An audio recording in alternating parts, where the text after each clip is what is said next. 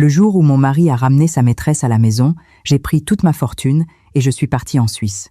Bonjour, je suis votre bibliothèque pour les nuits d'insomnie. Pour ce soir, laissez de côté le bruit du monde et permettez à la chaleur des mots de remplir lentement votre temps. L'histoire que je vais partager aujourd'hui est l'adaptation du récit d'une abonnée. Quand mon mari a annoncé qu'il allait vivre avec sa maîtresse, les 8 membres de sa famille étaient d'accord. Sans faire de scandale, j'ai emballé toute ma fortune et j'ai émigré en Suisse. Ce n'est que lorsqu'ils ont vu le solde de mon compte à 0 que leur monde s'est effondré. Camille, aujourd'hui c'est ton anniversaire. Toute la famille est là. Nous avons quelque chose d'important à te dire. Quand j'ai entendu la voix de ma belle-mère Béatrice depuis le salon, j'étais dans la cuisine en train de couper un gâteau. C'était mon 32e anniversaire et j'avais prévu un dîner tranquille. Juste avec mon mari Julien. Mais je n'aurais jamais imaginé que les 8 membres de sa famille débarqueraient sans prévenir. Je me suis essuyé les mains et je suis sortie avec un plateau de fruits. Et là, je suis restée glacée. À côté de mon mari Julien, il y avait une femme inconnue. Elle semblait avoir environ 25 ans. Elle portait une robe moulante qui révélait un ventre légèrement arrondi et s'agrippait au bras de Julien.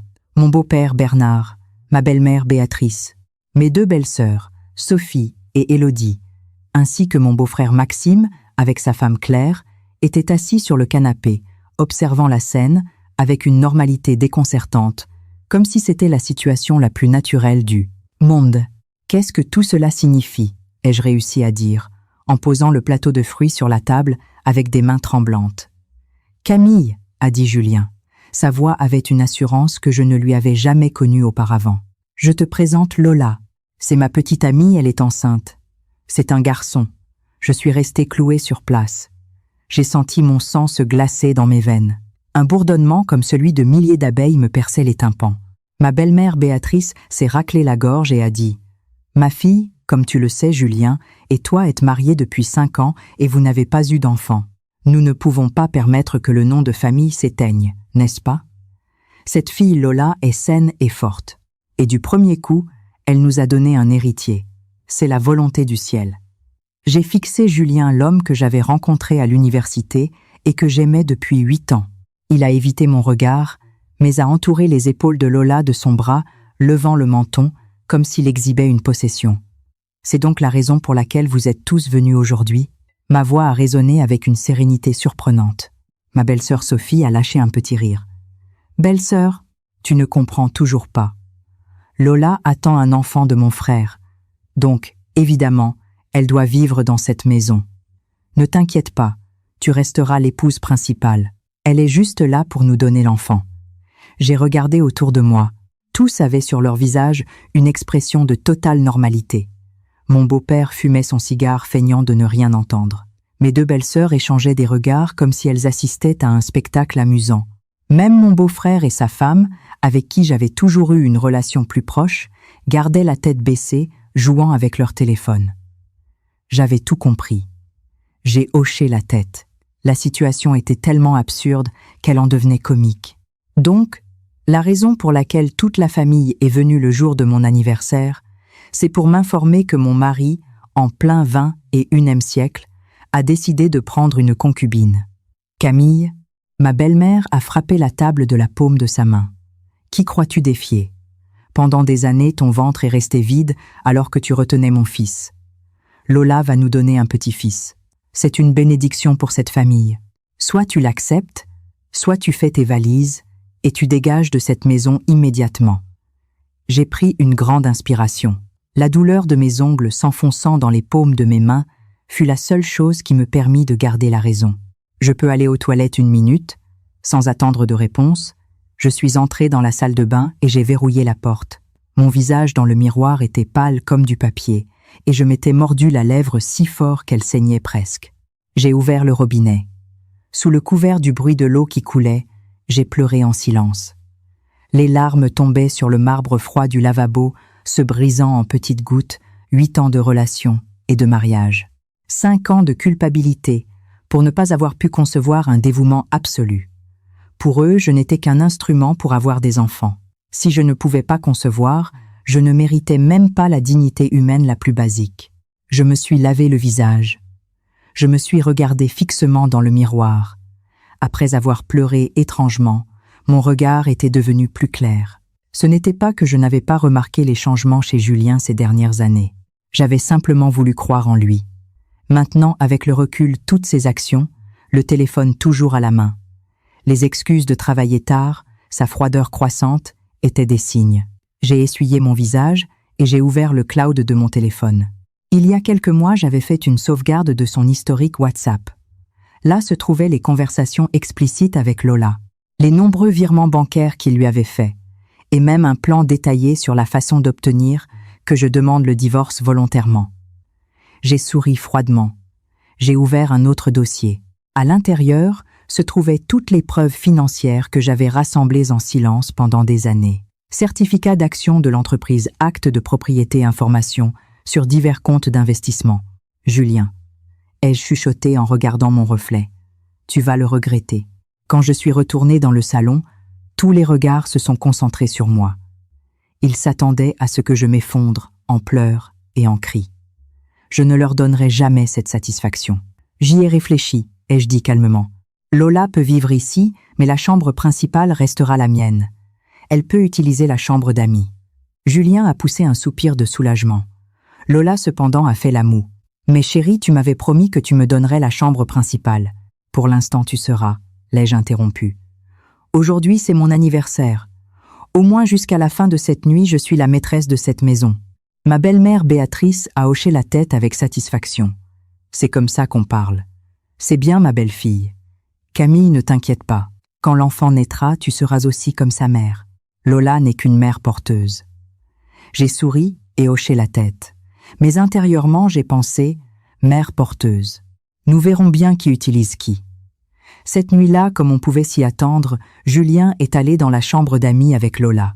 Je suis restée seule, dans l'immense lit de la chambre principale, me tournant et me retournant sans pouvoir dormir. À 2h du matin, je me suis levée en silence et je suis allée dans le bureau. J'ai allumé l'ordinateur et j'ai envoyé un email à Marion, une amie de l'université qui vivait en Suisse. Objet urgent. J'ai besoin d'informations sur les exigences du visa d'investisseur en Suisse et les méthodes pour transférer des actifs le plus rapidement possible. Difficile de parler au téléphone. Contacte-moi par email. Après avoir envoyé le courriel, j'ai ouvert l'album photo de mon téléphone. J'ai passé en revue les images de toutes ces années avec Julien, depuis le campus universitaire jusqu'à notre lune de miel aux Maldives. Depuis le petit sous-sol où nous avons commencé notre start-up jusqu'à la fête de célébration, le jour où l'entreprise est entrée en bourse. Sur chaque photo, son sourire semblait sincèrement heureux. Quand avait-il changé peu? Être que le cœur humain n'a jamais été quelque chose d'éternel et d'immuable. Dehors, le jour commençait à se lever. J'ai fermé mon ordinateur portable. Ma décision était ferme. S'il voulait continuer cette farce, je jouerais le jeu. Mais la fin de cette pièce, c'est moi qui l'écrirai. Belle-sœur, je vais utiliser cette armoire. J'ai rangé tes vêtements démodés dans le débarras au sous-sol. La voix de Lola a résonné depuis la chambre principale. Depuis le coin du couloir, j'ai observé cette femme de 7 ans plus jeune que moi, volter dans mon dressing comme un papillon. Elle portait mon tailleur pantalon Dior que j'avais acheté le mois dernier et à son poignet brillait la montre Cartier que ma belle-mère m'avait offerte pour notre 3e anniversaire de mariage. « Fais comme tu veux », ai-je répondu en tenant ma tasse de café. Ma voix était si sereine qu'elle m'a surprise moi-même. Lola n'a pas aimé ma réaction et faisant la moue, a délibérément haussé la voix. « Chérie, regarde, Camille est un amour, n'est-ce pas? Ça ne la dérange pas du tout que je me sois installée ici. » Julien est sorti de la salle de bain, les cheveux encore dégoulinants. Il m'a lancé un regard gêné, puis a dit à Lola. « Lola, ça suffit. Habille-toi. Nous devons aller au contrôle gynécologique. Ah, j'aimerais bien que Camille vienne avec nous. Après tout, quand le bébé naîtra, il devra l'appeler Tata. » Non. Lola s'est accrochée au bras de Julien, me regardant avec des yeux provocateurs. Mes ongles se sont enfoncés profondément dans mes paumes, mais mon visage a gardé un sourire élégant. Aujourd'hui, j'ai une réunion importante à l'entreprise. Allez-y tous les deux. Oh, au fait, j'ai sorti une carte de mon sac et l'ai donnée à Julien. Utilisez ça. C'est la carte VIP de l'hôpital américain de Paris. Vous n'aurez pas à attendre. Julien est resté perplexe un instant. Il ne s'attendait pas à ce que j'agisse avec autant de générosité. Lola lui a arraché la carte et a dit avec ironie « Waouh, comme ma belle-sœur est prévenante. Mais à l'avenir, tu n'auras plus à te soucier de ces choses-là. Je prendrai bien soin de mon homme. » J'ai observé leur dos alors qu'ils se dirigeaient ensemble vers l'hôpital et le sourire a lentement disparu de mon visage. Je suis retourné dans le bureau, j'ai verrouillé la porte et j'ai allumé l'ordinateur. L'appel vidéo s'est connecté instantanément. De l'autre côté de l'écran est apparue Marion, mon amie de l'université, qui vivait maintenant à Zurich. « Camille, tu es complètement sûre de ça ?» a demandé Marion en fronçant les sourcils. « Plus sûre que jamais. » J'ai montré plusieurs fichiers à l'écran. J'ai déjà toute la documentation préparée. L'exigence minimale pour le visa d'investisseur suisse est d'1 million de francs suisses, n'est-ce pas? Oui, c'est exact. Mais pourras-tu déplacer les actifs sans que Julien ne s'en rende compte? Vous dirigez l'entreprise ensemble. J'ai souri froidement et j'ai ouvert un fichier crypté. Regarde ça, Marion. C'est l'historique de mes investissements personnels des 5 dernières années. En plus, il y a les dividendes qui me reviennent de l'entreprise. Julien ne connaît même pas le montant exact. Et si on y ajoute les bijoux et les antiquités que mon père m'a donnés comme dot de mariage, une fois liquidés, la somme dépassera largement ce chiffre. Marion a sifflé. Tu t'es préparé à ça. Plus qu'une préparation, c'est une déformation professionnelle. Quand tu travailles si longtemps dans la finance, tu te prépares toujours au pire scénario. Bien que je n'ai jamais pensé que j'aurais à utiliser cette sortie de secours si tôt. Après avoir raccroché, j'ai ouvert la galerie de mon téléphone. C'était une vidéo que j'avais enregistrée en cachette la nuit précédente. Elle montrait Lola dans la chambre de ma belle-mère, essayant secrètement ses bijoux. Cette femme cupide n'avait aucune idée que le moindre de ses mouvements était documenté. À l'heure du déjeuner, j'ai retrouvé Sarah, une amie du lycée, dans un restaurant près du bureau. Sarah travaille actuellement à la police judiciaire à Paris. Mon Dieu, Julien est devenu fou. Sarah a failli renverser son café en entendant mon histoire. Et qui est cette fameuse Lola? C'est une nouvelle réceptionniste dans notre entreprise, ai-je dit en remuant mon café au lait. Il semble qu'ils ont commencé à coucher ensemble il y a 3 mois quand j'étais en voyage d'affaires. Soudain, Sarah a baissé la voix. Attends une minute. Lola. Ce ne serait pas une fille aux cheveux longs, avec un grain de beauté près de l'œil gauche et qui conduit une Mini Cooper rose. J'ai levé la tête brusquement. Comment tu le sais? Le mois dernier, il y a eu une descente spéciale pour un réseau d'escorting à l'hôtel de Crillon. Son nom était sur la liste des interpellés. Sarah a cherché sur son téléphone. Oui, c'est elle, Lola. Son pseudo était Linda, et elle se spécialisait dans une clientèle fortunée. J'étais de garde cette nuit-là, et j'ai pris sa déposition. Elle insistait sur le fait qu'elle était juste à un rendez-vous avec son petit ami. Mes doigts ont commencé à trembler de façon incontrôlable. Tu es sûr que c'est la même personne? Absolument, j'ai encore son numéro de carte d'identité de ce rapport. Sarah m'a pris la main. Camille, une femme comme ça ne s'est pas approchée de Julien par amour. Je t'assure qu'elle a d'autres intentions. J'ai pris une profonde inspiration. Soudain, la situation était devenue beaucoup plus intéressante. Sarah, j'ai besoin que tu me rendes un service. Peux-tu découvrir qui d'autre elle fréquente? C'est facile. Je peux vérifier le caméra de sécurité de l'hôtel.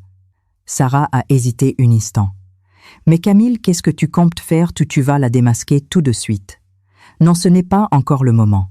J'ai regardé par la fenêtre. La lumière du soleil se déversait sur mon visage à travers la vitre. Je dois les laisser prendre un peu plus confiance. De retour au bureau, je suis allée directement au département financier. En tant que directrice financière, j'avais l'autorité pour vérifier tous les mouvements des comptes. Comme je m'y attendais au cours des 3 derniers mois, Julien avait détourné plus de 800 000 € sous le concept de frais de représentation. La plus grande partie, 500 000 €, avait été versée sur le compte du promoteur d'un appartement à Neuilly-sur-Seine, l'un des quartiers les plus chers de la région parisienne. J'ai copié toutes les données et les ai sauvegardées dans un fichier crypté. Juste au moment où j'allais me lever, une nouvelle notification est apparue à l'écran. Julien avait transféré 200 000 € supplémentaires du compte de l'entreprise vers le compte personnel de Lola. Le motif du virement était supplément vitaminique. Quel toupet, ai-je pensé. J'ai éteint l'ordinateur avec un sourire glacial. En arrivant à la maison le soir, le salon était rempli de rires. Toute la belle famille, ainsi que Lola étaient assises autour de la table. Au centre, il y avait un énorme gâteau. « Camille, tu es déjà là. » Ma belle-mère Béatrice m'a souri. Une chose inhabituelle chez elle. « Viens vite. Nous célébrons le fait que Lola a atteint ses 3 mois de grossesse. Le médecin dit que le bébé est en très bonne santé et que c'est sans aucun doute un garçon. » J'ai remarqué que Lola portait une autre bague en diamant au doigt. C'était la bague de fiançailles Tiffany d'un carat que Julien m'avait offerte quand nous nous étions mariés. Maintenant, elle brillait au doigt de Lola sous la lumière. Félicitations. J'ai posé mon sac et fait semblant de ne pas voir la bague. Je vais me changer. Ne pars pas, belle-sœur. La voix mielleuse de Lola m'a donné des frissons. Aujourd'hui est un jour de fête pour toute la famille. Viens couper le gâteau avec nous. Ma belle-sœur Sophie est intervenue. C'est ça, belle-sœur. Ne gâche pas la fête. De toute façon, quand le fils de Lola naîtra, tu devras être comme sa deuxième mère. Je suis restée immobile, sentant 8 paires d'yeux fixés sur moi. Il voulait me voir m'effondrer, m'enrager. Il voulait que je montre que j'étais une épouse hystérique et aveuglée par la jalousie. Ce n'est qu'ainsi qu'ils pourraient continuer leur comédie ridicule avec la conscience tranquille. D'accord. J'ai souri et je me suis approchée de la table. Mais d'abord, laissez-moi me laver les mains. En passant près de Lola, j'ai accidentellement heurté son verre de jus. Le liquide rouge s'est renversé sur sa robe blanche, s'étendant instantanément. « Ah, ma robe !» a crié Lola. « Oh, je suis vraiment désolée. » Ma main a glissé. J'ai montré mes mains avec innocence. « Mais ne t'inquiète pas, cette robe ne coûte que 2000 €. Demande à Julien de t'en acheter une nouvelle. C'est un homme très généreux, capable de payer l'acompte d'un appartement d'un demi-million d'euros, sans ciller. » Le silence s'est emparé de la table. Le visage de Julien est devenu blanc comme de la cire. Ma belle-mère a brusquement tourné la tête pour regarder son fils. « Quoi, un demi-million d'euros ?» Lola, nerveuse, a tenté de se justifier. « Belle-maman, ce n'est pas ça, c'est que… » J'ai vérifié que plus de 800 000 € sont sortis du compte de l'entreprise, ai-je dit calmement. Mais ce n'est pas grave. Après tout, la moitié des actions de l'entreprise appartiennent à Julien. Il peut dépenser son argent comme il le souhaite. Cela dit, je me suis dirigée vers ma chambre. Derrière moi, j'entendais les questions hystériques de ma belle-mère et les excuses entre les sanglots de Lola. J'ai fermé la porte et, adossée à celle-ci, j'ai laissé couler les larmes que j'avais contenues toute la journée. Mais je n'ai pleuré qu'une minute. Je me suis essuyé les larmes et j'ai allumé mon téléphone. J'avais un message de Sarah. Je l'ai. « Ta concurrente est une sacrée numéro. » Elle sortait avec 3 hommes en même temps. L'un est Julien, un autre est Alexandre Valmont, le fils cadet du groupe Valmont. Et le 3e est Monsieur Chen, un actionnaire de votre entreprise. Le message incluait des captures d'écran des caméras de sécurité de l'hôtel. Elle montrait Lola dans des attitudes affectueuses avec 3 hommes différents. Sans m'en rendre compte, un sourire s'est dessiné sur mon visage. Cette femme cupide et stupide ne savait pas qu'elle marchait directement vers sa propre destruction. Et mon travail consistait simplement à observer en silence comment elle se passait elle-même, la corde au cou. Au petit matin, un courriel de Marion est arrivé de Suisse. Tout est prêt. Nous pouvons commencer quand tu veux. Je t'ai mise en contact avec un banquier privé à Genève. Il est d'une confiance absolue. J'ai répondu. J'irai la semaine prochaine sous le prétexte d'un séminaire d'entreprise. Avant ça, j'ai besoin d'une faveur.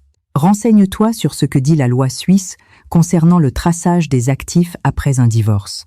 J'ai fermé mon ordinateur et j'ai regardé par la fenêtre. Les lumières de Paris continuaient de briller et dans mon cœur, une lumière encore plus brillante s'était allumée. C'était la lumière de la liberté. Madame la directrice, voici votre carte d'embarquement. Mon assistant Hugo m'a tendu ma mallette. Le transport en Suisse est entièrement confirmé. Le professeur Hans de l'université de Zurich viendra vous chercher personnellement à l'aéroport. J'ai hoché la tête et vérifié mes bagages une dernière fois. J'avais planifié ce voyage d'affaires 3 semaines auparavant, juste après cette réunion de famille surréaliste. Officiellement, j'allais participer à un séminaire sur les normes financières internationales. En réalité, c'était la première étape de mon plan de vengeance. « Hugo, je te laisse la charge de l'entreprise », ai-je dit. C'était l'une des rares personnes en qui je pouvais avoir confiance. Surtout, les rapports financiers ne doivent être publiés qu'après que je les ai personnellement examinés. Compris. Hugo a hésité un instant. Madame la directrice, le président Julien, a approuvé hier 200 000 € supplémentaires de frais de représentation. Ils ont été traités via un compte de dépenses spéciales. J'ai esquissé un léger sourire. Approuve-le et assure-toi que tous les livres de compte soient enregistrés avec clarté.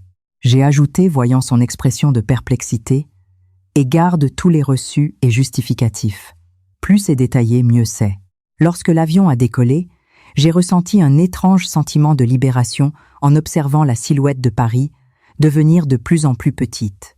Cette ville, où j'avais vécu plus de 30 ans, cette maison, que je croyais être mon foyer, pour toujours m'étouffer maintenant. 10 heures plus tard, l'avion a atterri à Zurich. Marion m'attendait comme promis. Dès qu'elle m'a vue, elle m'a prise dans ses bras. « J'ai tout préparé », a-t-elle chuchoté à mon oreille. Le directeur de la banque demain à 9, l'agent immobilier à 14. Elle m'a tendu une enveloppe. « Ce que tu m'as demandé est tout là, dedans, dans la chambre d'hôtel. » J'ai ouvert l'enveloppe. Elle contenait une enquête complète sur les antécédents de Lola. Elle n'était pas une simple réceptionniste, mais une intermédiaire de haut niveau spécialisée dans les élites fortunées. Son vrai nom était Chloé. Elle avait 26 ans et 3 antécédents pour escroquerie, bien qu'elle ait toujours été acquittée faute de preuves. Le plus surprenant était qu'il y avait une forte probabilité que le père du bébé qu'elle attendait ne soit pas Julien, selon l'enquête. À l'époque de la conception, elle avait entretenu des relations avec au moins 2 autres hommes. Julien. J'ai soupiré en lisant le rapport. Tu pensais avoir trouvé le grand amour, mais tu n'étais qu'un gros pigeon aux yeux d'une escroc professionnelle. Le lendemain matin, j'ai rencontré Maurice, le directeur d'une banque privée à Genève. Ce Suisse d'âge mûr à l'allure méticuleuse a écouté mes demandes et a hoché la tête. « Madame, selon la loi suisse, tant qu'il est possible de prouver l'origine licite des fonds, il est possible d'ouvrir un compte à votre nom exclusivement. Étant donné la somme considérable, je recommande de la transférer en plusieurs fois. Combien de temps nous faudra-t-il pour transférer tous les fonds? Si tout se passe bien, nous pouvons le terminer en 3 semaines. Cela ne sera pas détecté lors d'un audit comptable normal. » Maurice a ajusté ses lunettes. « Bien sûr, cela impliquera les honoraires correspondants. L'argent n'est pas un problème. J'ai sorti une clé USB de mon sac. Voici tous les documents prouvant l'origine de la première tranche de fonds. L'après-midi, un agent immobilier m'a emmené dans une villa sur les rives du lac des 4 cantons près de Lucerne. C'était une maison aux murs blancs et aux toits rouges. À travers ses grandes baies vitrées, le lac resplendissant et les montagnes enneigées au loin ressemblaient à un tableau. Elle est à 20 minutes en voiture du centre, mais l'intimité est totale, a dit l'agent. Le système de sécurité de cette résidence est de premier ordre. Aucun visiteur non enregistré ne peut s'approcher de la propriété. Debout sur le balcon, j'ai respiré l'air frais. Un instant, je me suis imaginé, vivant là une vie sans trahison, ni humiliation, me réveillant chaque matin avec la vue sur le lac et les montagnes. L'image était si vivante que j'ai signé la lettre d'intention d'achat sur le champ. Pendant les 2 semaines suivantes de jour, j'ai assisté au séminaire comme alibi et de nuit, j'ai concrétisé le plan avec Marion et une équipe d'avocats. Les fonds ont commencé à arriver sur le compte suisse en plusieurs virements et le processus d'acquisition de la propriété avançait en parallèle. Chaque soir, lors de mes appels vidéo avec Julien, je faisais semblant d'être fatigué et d'avoir le mal du pays. Il devait être convaincu que j'étais son épouse naïve, complètement absorbée par son travail. La veille de mon retour, j'ai vérifié les images des caméras cachées que j'avais installées à la maison. Dans la vidéo, Lola, vêtue de mon pyjama en soie, essayait mes bijoux devant ma coiffeuse. Elle a tenu un collier de diamants, l'a admiré dans le miroir et avec un sourire de satisfaction l'a rangé dans sa propre boîte à bijoux. « Si ça te plaît, garde-le », ai-je pensé à voix basse en regardant l'écran. De toute façon, tout est assuré. Le délit de vol est sévèrement puni. La scène la plus surprenante est venue ensuite. Quand Julien est entré dans la chambre, Lola est devenue immédiatement mielleuse. « Chérie, les bijoux de Camille sont magnifiques. Aujourd'hui, je les ai portés à l'hôpital et tout le monde m'a dit à quel point ils étaient beaux. »« S'il te plaît, garde-les », a dit Julien avec un geste désinvolte. « De toute façon, elle a beaucoup de bijoux. Elle ne s'apercevra pas s'il en manque quelques-uns. J'ai éteint la vidéo et j'ai appelé mon père. « Papa, je rentre demain. J'aimerais te voir. » Mon père Richard est le président du groupe Valmont. À l'époque, il n'avait pas vu d'un très bon œil mon mariage avec Julien. « Ce garçon est trop ambitieux », m'avait-il prévenu. Et les gens ambitieux ont le cœur le plus froid. Maintenant, je me rendais compte à quel point son jugement avait été incroyablement juste. Le lendemain de mon retour, je suis allé à l'entreprise de mon père sous le prétexte de présenter un rapport sur le séminaire. Depuis son bureau au dernier étage du siège du groupe Valmont, on dominait tout Paris. « Bien que comptes-tu faire ?» m'a demandé mon père sans détour en me servant une tasse de thé. Je l'ai informé des résultats de mon voyage en Suisse et lui ai montré les rapports sur Lola. Mon père a gardé le silence pendant un long moment.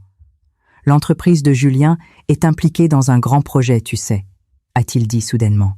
« Ils ont besoin d'une petite garantie de notre part. » J'ai levé la tête brusquement. « Quel projet ?» La requalification de certains terrains à Saint-Denis dans le cadre du Grand Paris. Un investissement total de 80 millions d'euros. Ils veulent que nous y participions pour nous donner 30% des actions. Mon père a souri froidement. Hier encore, son père Bernard est venu me voir. Il est venu me le demander avec une attitude très soumise. Bernard, mon beau-père, lui qui était normalement un homme si arrogant, était venu demander une faveur à mon père avec humilité. Ce n'était pas normal.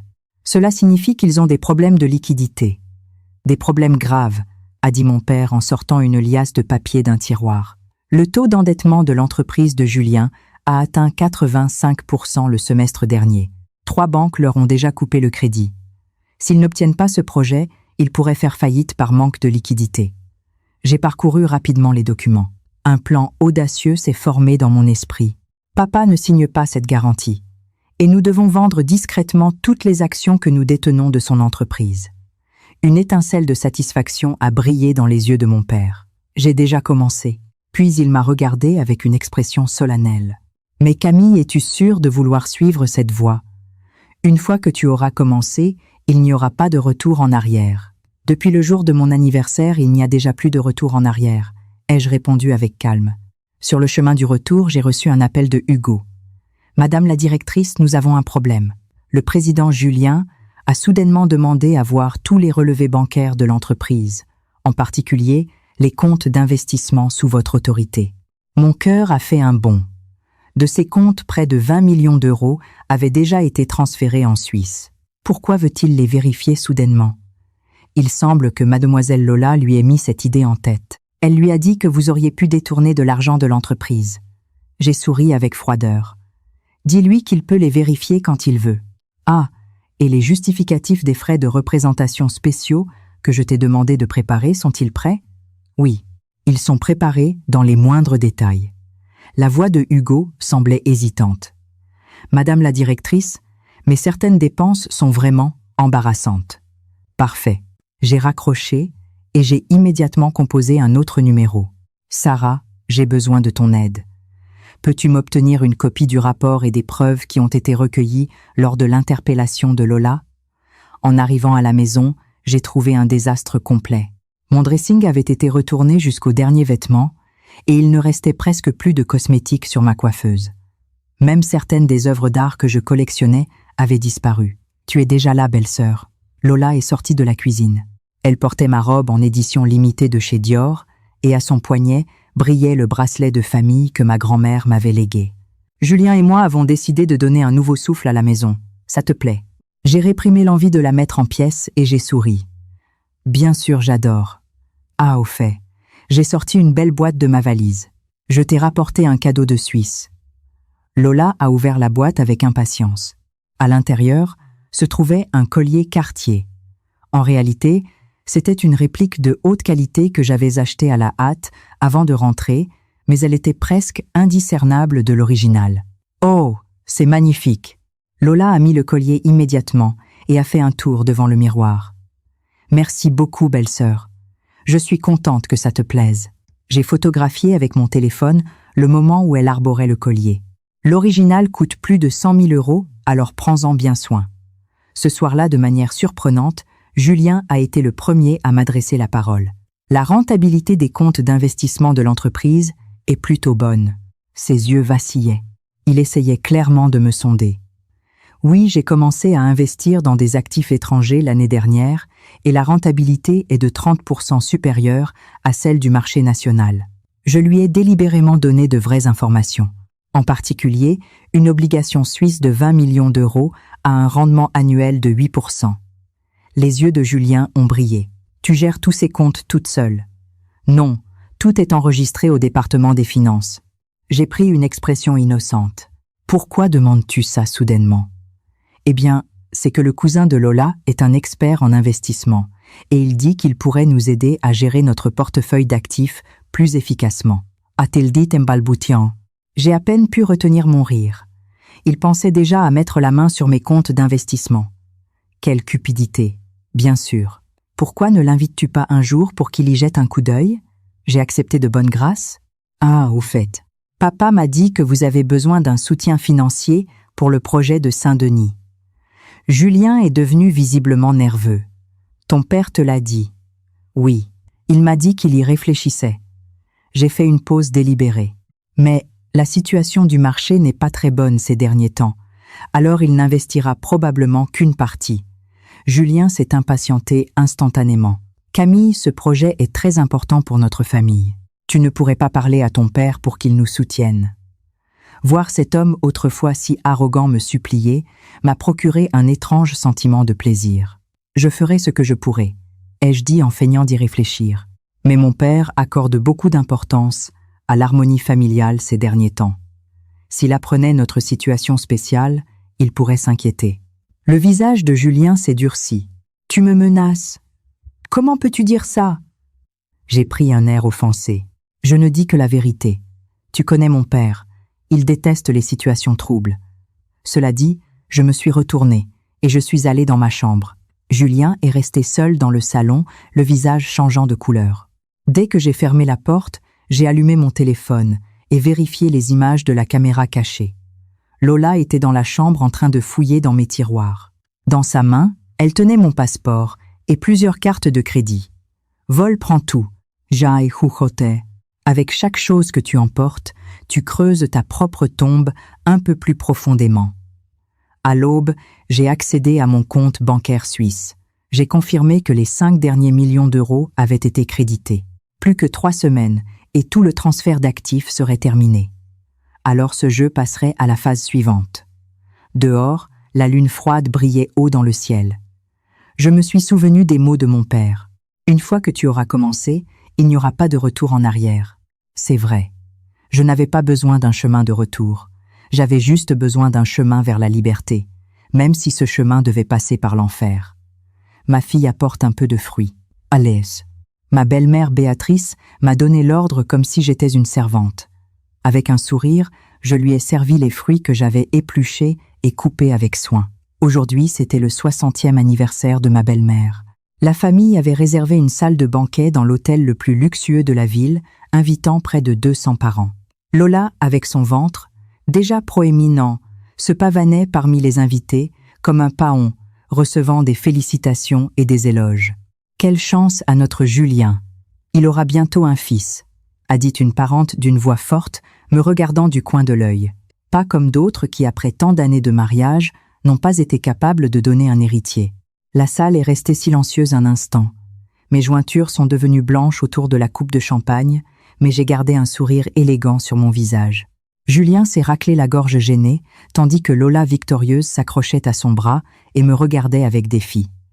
Belle-mère, que vous en fêtiez beaucoup d'autres. J'ai levé ma coupe pour porter un toast en haussant délibérément la voix. Ne vous inquiétez pas. Julien et moi prendrons très bien soin d'elle pour que vous puissiez embrasser votre premier petit-fils le plus tôt possible. Ma belle-mère m'a adressé un rare sourire d'approbation et les invités autour de moi ont loué ma générosité et ma sagesse. Cependant, le regard complexe avec lequel mon beau-frère Maxime m'observait depuis un coin ne m'a pas échappé. Au milieu du banquet, j'ai profité de l'occasion pour m'approcher de Monsieur Moreau, le vice-président de l'entreprise. C'était un parent éloigné de la famille et un vétéran du département financier. Monsieur Moreau, la situation financière de l'entreprise est un peu difficile ces derniers temps, ai-je demandé à voix basse. Il me semble que le paiement de certains projets est retardé. Monsieur Moreau m'a regardé avec méfiance. « Madame la directrice, pourquoi posez-vous cette question soudainement ? Je suis juste inquiète. Je lui ai servi un peu de thé. Je suis aussi actionnaire. Dernièrement, j'ai entendu des rumeurs inquiétantes. Le manque de fonds pour le projet de Saint-Denis est grave, n'est-ce pas ? » Monsieur Moreau a hésité un instant et a finalement soupiré. Pour être franc, le président Julien a retiré une grande quantité de fonds de l'entreprise dernièrement. Je ne connais pas le montant exact, mais selon un comptable de l'équipe, rien que le mois dernier, c'était près de 3 millions d'euros. C'est pour l'appartement de mademoiselle Lola, n'est-ce pas ? Ai-je demandé l'air de rien. Monsieur Moreau m'a regardé avec horreur. Il le savait. L'acompte du duplex à Neuilly-sur-Seine était de 5 millions. 3 sont sortis du compte de l'entreprise et les 2 autres du compte personnel de Julien. J'ai agité légèrement ma tasse de thé. Mademoiselle Lola a signé le compromis de vente, mais ils n'ont pas encore pu signer l'acte définitif car elle a d'autres dettes en attente. Le visage de Monsieur Moreau s'est durci. Madame la directrice, comment savez-vous tout cela avec autant de détails ?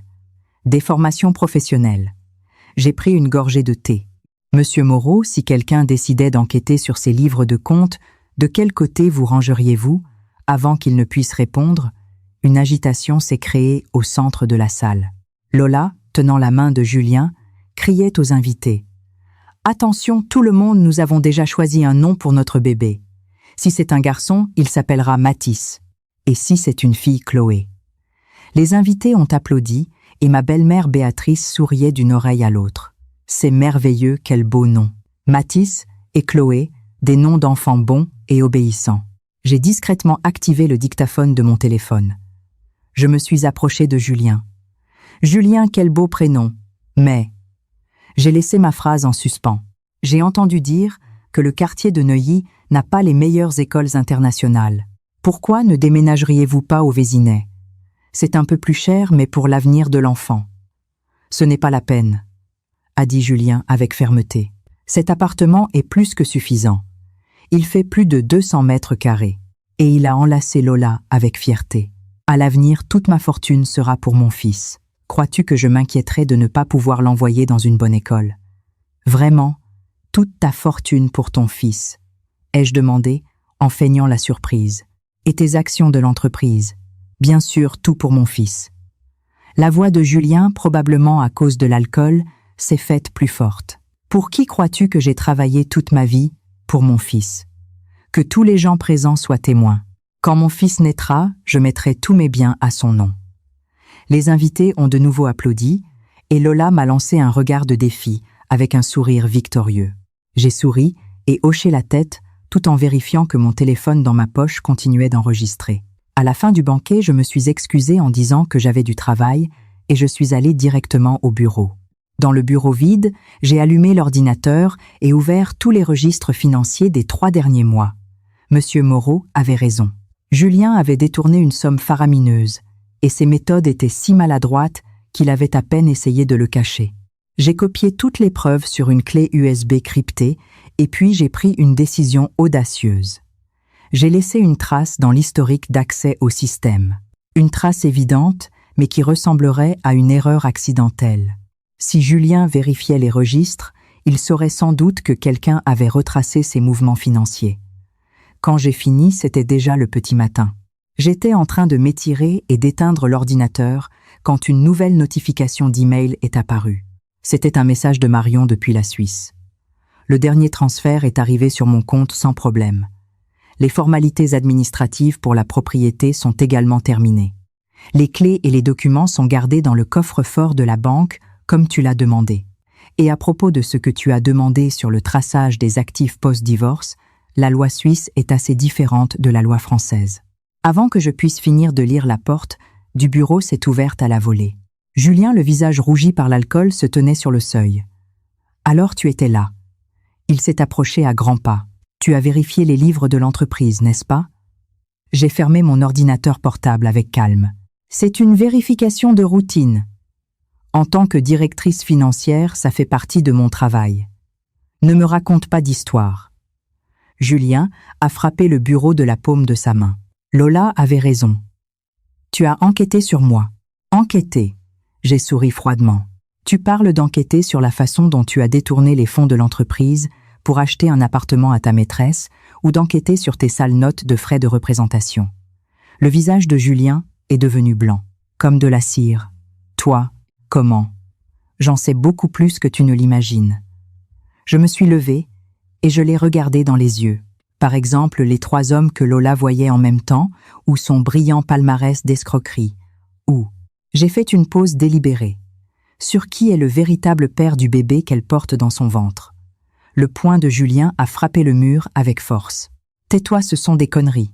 Vraiment. J'ai ouvert mon téléphone et je lui ai montré la photo que Sarah m'avait envoyée. Voici une image des caméras de sécurité de l'hôtel avec Lola et Alexandre Valmont entrant ensemble. 1 semaine avant qu'elle ne te dise qu'elle était enceinte. Et ça. Je suis passée à l'image suivante. C'est elle sortant de l'hôtel avec Monsieur Chen, l'un de nos actionnaires. À ce moment-là, elle était déjà enceinte de 2 mois. Les yeux de Julien se sont écarquillés et sa respiration est devenue agitée. C'est impossible. Un test de paternité est très simple.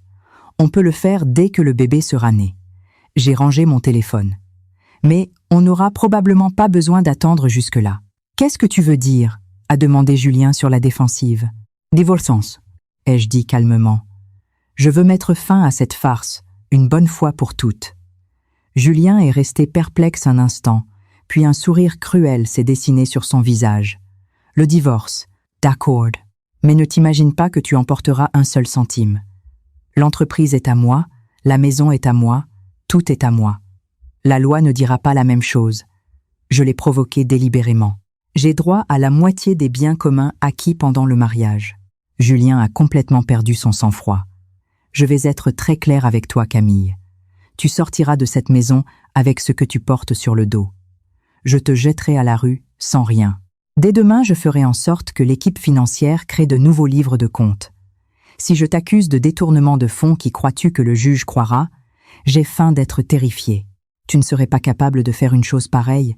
Bien sûr que j'en suis capable, et je le ferai, a dit Julien triomphalement. Alors tu as intérêt à signer les papiers du divorce sans broncher, sinon je n'aurai aucune pitié. J'ai baissé la tête et j'ai commencé à sangloter, faisant croire que je m'effondrais. Julien, croyant que je pleurais, s'est enhardi encore plus. Tu aurais dû agir comme ça dès le début. Si tu avais accepté Lola sans faire d'histoire, tu n'en serais pas arrivé là. Maintenant, il est trop tard pour regretter. Quand il est sorti en claquant la porte, j'ai relevé la tête. Il n'y avait pas une seule larme sur mon visage. Au contraire, un sourire froid se dessinait sur mes lèvres. Toute la conversation venait d'être enregistrée par un autre téléphone que je gardais dans ma poche. J'ai allumé l'ordinateur et j'ai rapidement envoyé un email à Marion. Accélère la dernière phase. Nous allons devoir passer au plan B. Puis, j'ai envoyé un message crypté à mon père. Lance la récupération des fonds.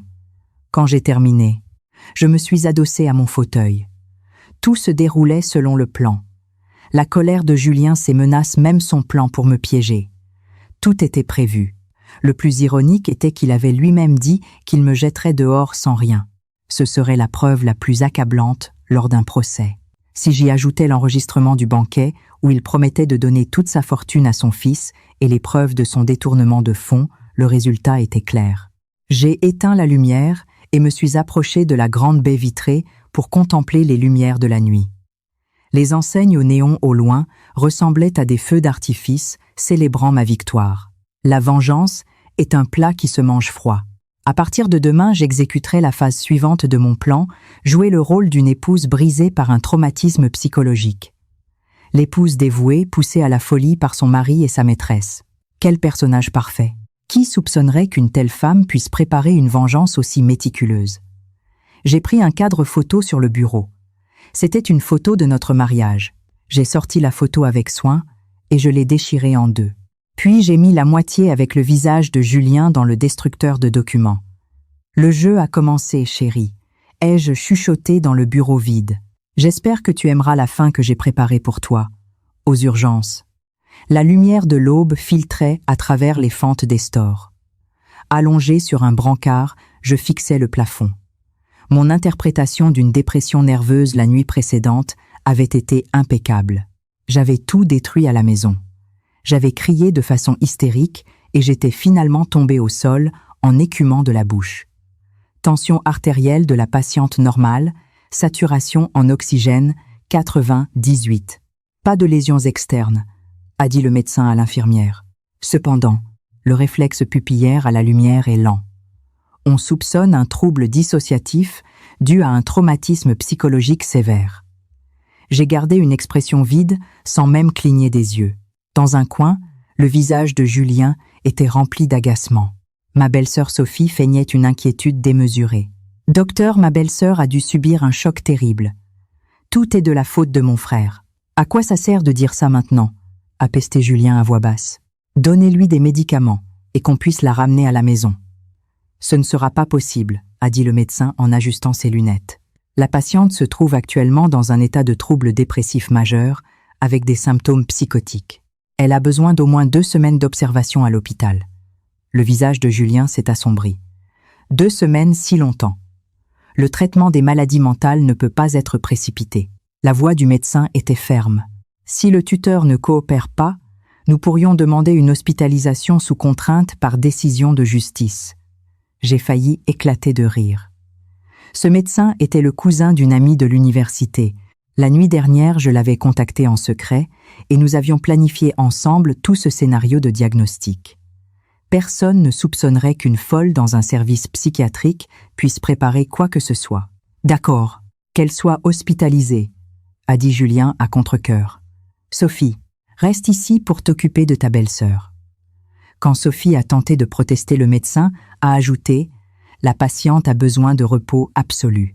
Les tuteurs peuvent se relayer pour lui rendre visite, mais les visites ne doivent pas dépasser 1 heure. Une fois qu'ils m'ont transférée dans une chambre individuelle, tout le monde est parti. Dès que j'ai entendu la porte se fermer, j'ai bondi du lit. J'ai sorti le téléphone que j'avais réussi à cacher dans mes sous-vêtements. Le premier message était de Marion. Toutes les démarches en Suisse sont terminées, prêtes à commencer quand tu veux. Le deuxième était de mon père, garantie refusée. Début de la récupération des fonds. Le troisième était de Sarah. Lola a rendez-vous aujourd'hui à l'hôpital américain. J'ai envoyé quelqu'un pour obtenir une copie du rapport. J'ai répondu rapidement. Concentre-toi sur le groupe sanguin et les semaines de grossesse. Puis j'ai effacé tout l'historique. Je venais à peine de ranger le téléphone que j'ai entendu tourner la poignée de la porte. Je me suis rapidement allongée sur le lit et j'ai repris mon expression vide. Sophie est entrée avec une corbeille de fruits. Son visage débordait d'une fausse sollicitude. « Belle-sœur, tu te sens un peu mieux. » Je me suis contentée de regarder le plafond sans bouger. « Ah, ne le prends pas tellement à cœur » a-t-elle dit en s'asseyant à côté du lit, mais sa voix suintait la jubilation. « Que Lola soit enceinte, c'est une bonne chose. Quand le bébé naîtra, tu pourras aussi aider à t'en occuper. » Sous la couverture, mes doigts se sont crispés, mais mon visage est resté impassible. « Ah, au fait !» a dit Sophie en baissant soudainement la voix. « Mon père m'a demandé quand est-ce que ton père va signer la garantie, celle pour le projet de Saint-Denis. Il dit qu'il ne peut pas attendre beaucoup plus longtemps. » C'était donc ça, ai-je pensé avec mépris. Ce qui les inquiétait n'était pas ma santé, mais l'argent de ma famille. Comme je ne répondais pas, Sophie m'a poussé avec agacement. « Tu m'écoutes. Ne fais pas semblant de ne pas m'entendre. Toute la famille est sens dessus-dessous, et toi tu es là à faire la folle si confortablement. » J'ai lentement tourné la tête et je l'ai regardée avec l'expression la plus vide que j'ai pu feindre. Puis soudainement, j'ai ouvert la bouche et j'ai souri d'une oreille à l'autre. « Il y a beaucoup de sang. » Sophie a reculé effrayée. « Quoi, qu'est-ce que tu fais ? Le sang du bébé. Tout est teint en rouge, » ai-je dit d'une voix rauque, fixant son ventre. Sophie pâle a attrapé son sac et est partie en courant. Médecin, infirmière. Cette femme est folle. Quand la porte s'est refermée avec fracas, j'ai repris mon calme. J'ai sorti un stylo que j'avais caché sous l'oreiller et j'ai écrit quelques mots-clés sur mon avant-bras garanti. Saint-Denis. 2 semaines. Le lendemain matin, une jeune infirmière est venue me donner mes médicaments. « Madame Camille, c'est l'heure de vos médicaments. » Elle m'a tendu les pilules et un verre d'eau et m'a discrètement glissé un mot dans la main. Quand l'infirmière est partie, j'ai ouvert le mot. Résultat de l'analyse de Lola obtenue. Groupe sanguin AB. 14 semaines de grossesse. Photo du rapport en pièces jointes. Sarah. J'ai failli éclater de rire. Julien était du groupe O et moi du A. Selon les lois de Mendel, son enfant ne pourrait jamais être du groupe AB. Cette fameuse Lola avait essayé de les escroquer sans avoir même les connaissances les plus basiques en biologie. J'ai mâché le papier, jusqu'à en faire une bouillie, je l'ai craché dans les toilettes et j'ai tiré la chasse d'eau. Ensuite, j'ai commencé à faire des calculs. 14 semaines de grossesse, c'est, dire 3 mois et demi. À cette époque, Julien était en voyage d'affaires aux États-Unis. Et selon les informations de Sarah pendant cette période, Lola avait entretenu des relations avec au moins 2 autres hommes. À midi, Julien est venu me voir en personne, une chose inattendue. Il a même apporté un bouquet de fleurs, un geste purement hypocrite. « Camille, tu vas mieux ?» Il est resté à 2 mètres du lit, comme si ma maladie était contagieuse. J'ai continué ma comédie. J'ai regardé un coin du mur et j'ai commencé à parler toute seule. « Petite araignée, ne t'échappe pas. Maman va te faire une petite robe. » Julien a froncé les sourcils. « Qu'a dit le médecin? Quand pourras-tu sortir? » « Sortir. Sang. Il y a du sang partout. » Soudain, je l'ai attrapé par le bras. « Tu l'as vu aussi, n'est-ce pas? Le sang du bébé. » Il a violemment repoussé ma main. « Arrête de faire semblant. J'ai 1000 choses à faire à l'entreprise. Et toi, tu es là à perdre ton temps. Entreprise. Argent. Il y a beaucoup d'argent. » J'ai souri comme une idiote. Il s'est envolé. Tout s'est envolé. Le visage de Julien a changé. « Qu'est-ce que tu veux dire? Quel argent s'est envolé ?» Je me suis retournée vers le mur et j'ai cessé de lui prêter attention. Julien a fait les 100 pas nerveusement dans la pièce, puis est finalement parti furieux. Je savais qu'il irait directement vérifier les comptes de l'entreprise. Et là, une grosse surprise l'attendait. Puisque mon père avait déjà commencé la récupération des fonds, les liquidités de l'entreprise seraient bientôt épuisées. L'après-midi, l'infirmière est revenue cette fois avec des nouvelles plus importantes. « Madame Camille, un monsieur qui se dit être votre ami, monsieur Martin, vous attend en bas. Il dit qu'il est venu pour une affaire d'expertise d'antiquité. » Mes yeux ont légèrement brillé. Monsieur Martin, mon contact pour la vente d'antiquités. Il semblait que mon plan suivait son cours. « Je pourrais le voir ?» ai-je demandé à voix basse. L'infirmière a hoché la tête. « Le docteur dit qu'une activité sociale modérée peut aider à votre rétablissement. Je vais tout préparer. » 10 minutes plus tard, mon ami a été conduit dans ma chambre. Il portait une blouse médicale, déguisé en psychothérapeute de l'hôpital. « Madame Camille, je suis venu pour votre séance d'art-thérapie, » a-t-il dit avec une expression sérieuse en me faisant un clin d'œil. L'infirmière est sortie discrètement et est restée surveillée dehors. Mon ami a baissé la voix instantanément. J'ai tout sorti. La céramique de la dynastie Song, la boîte à bijoux de ta grand-mère, tout. Depuis la Suisse, ils ont déjà confirmé la réception. Tu ne t'es pas fait prendre, ai-je demandé à voix basse. Pas du tout. Je les ai sortis de la réserve sous le prétexte d'un traitement anti-humidité. Mon ami a souri triomphant. Ta belle-sœur m'a même félicité pour ma minutie. Je n'ai pas pu m'empêcher de sourire. La famille de Julien n'avait aucune idée de la véritable valeur de ces vieilleries. Ce service à thé de la dynastie Song était une relique inestimable. Une seule pièce valait des millions. Et dans la boîte à bijoux de ma grand-mère, il y avait 3 diamants roses rarissimes. Et ça? Mon ami a sorti une petite et exquise boîte de sa mallette. Ce que tu as demandé tout particulièrement. J'ai ouvert la boîte. À l'intérieur, reposait un pendentif de famille en émeraude et diamants de la belle époque. C'était le bijou familial que ma grand-mère m'avait donné en secret juste avant de mourir. Elle m'avait dit que sa valeur était inestimable. Je l'avais caché dans un compartiment secret dans le mur de ma chambre. Même Julien ignorait son existence. Merci. J'ai rangé le pendentif avec soin sous mes vêtements. Encore une faveur. Donne ça à Sarah. Je lui ai tendu un papier avec un mot de passe et un numéro de compte. Juste après le départ de mon amie, Sophie est réapparue cette fois avec des nouvelles choquantes. Belle-sœur Lola a perdu le bébé. J'ai levé la tête brusquement. Cette fois, ce n'était pas de la comédie. J'étais vraiment surprise. C'est arrivé tout à l'heure. Soudain, elle s'est mise à saigner abondamment. Le visage de Sophie montrait une étrange excitation. Le médecin n'a rien pu faire. J'ai immédiatement compris ce qui s'était passé, mais à l'extérieur, j'ai gardé mon expression vide.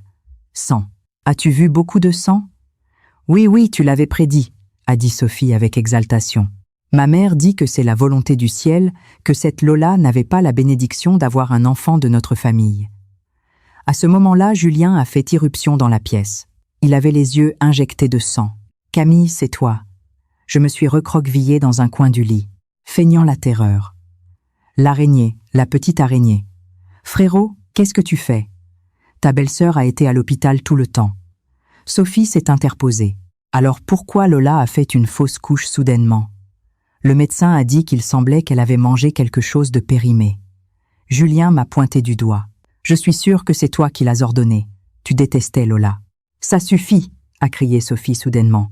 Le médecin a dit que Lola présentait déjà un risque de fausse couche dès le début. Et elle a hésité un instant.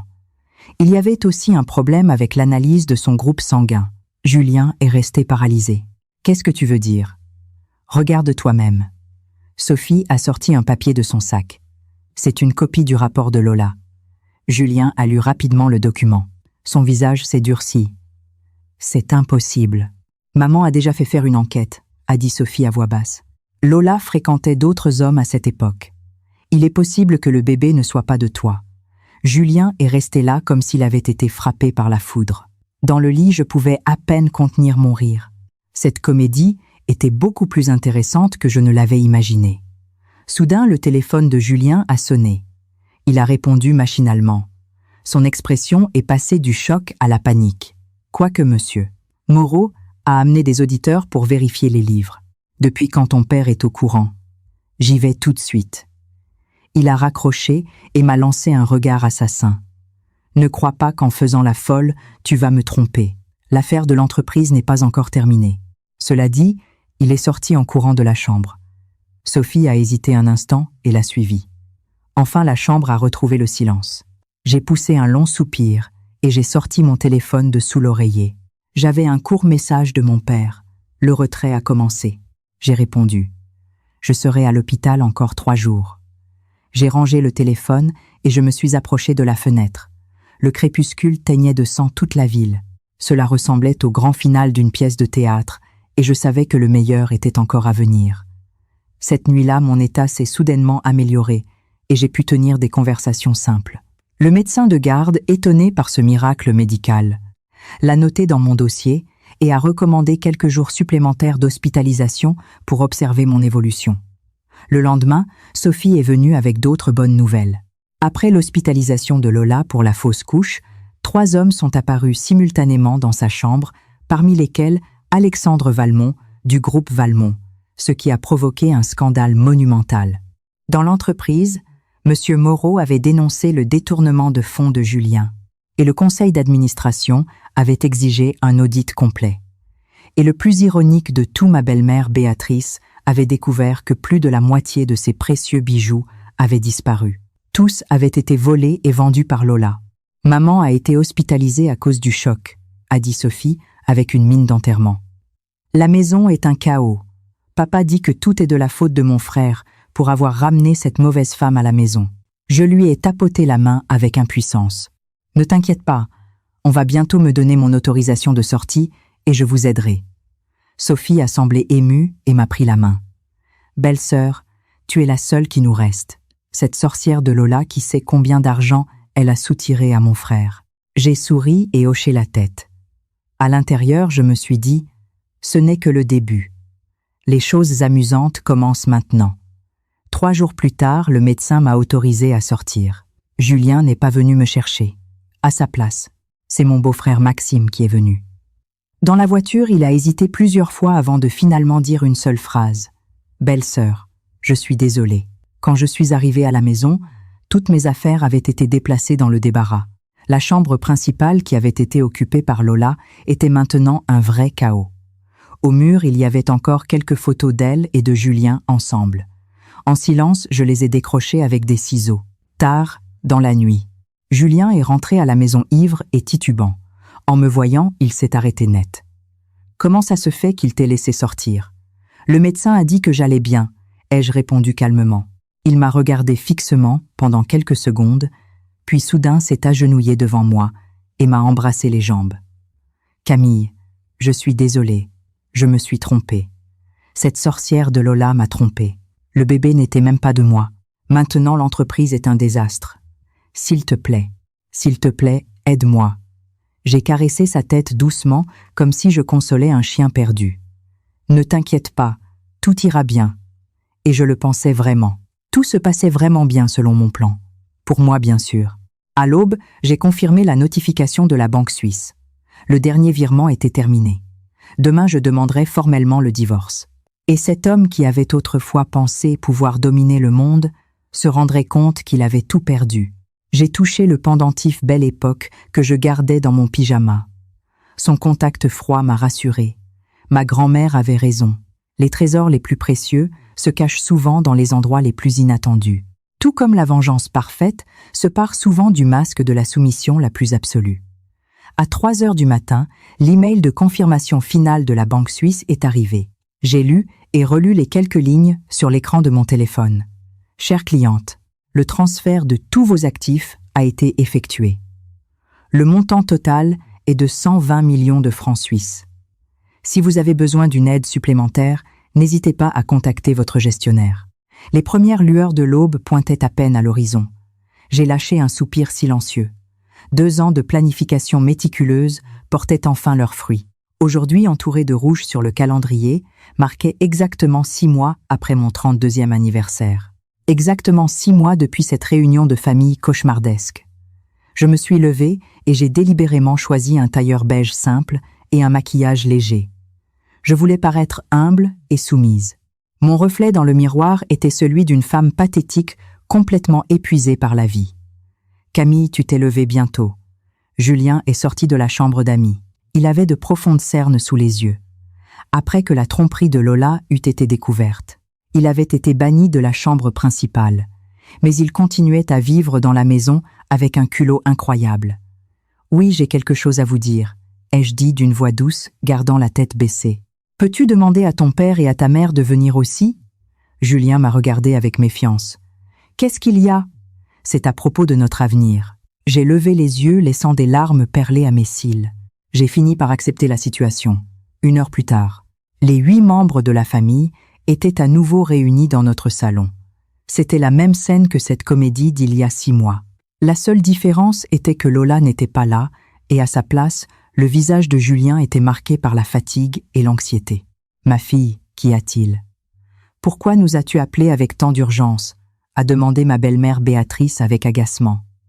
Depuis le vol de ses bijoux, elle semblait avoir vieilli de 10 ans.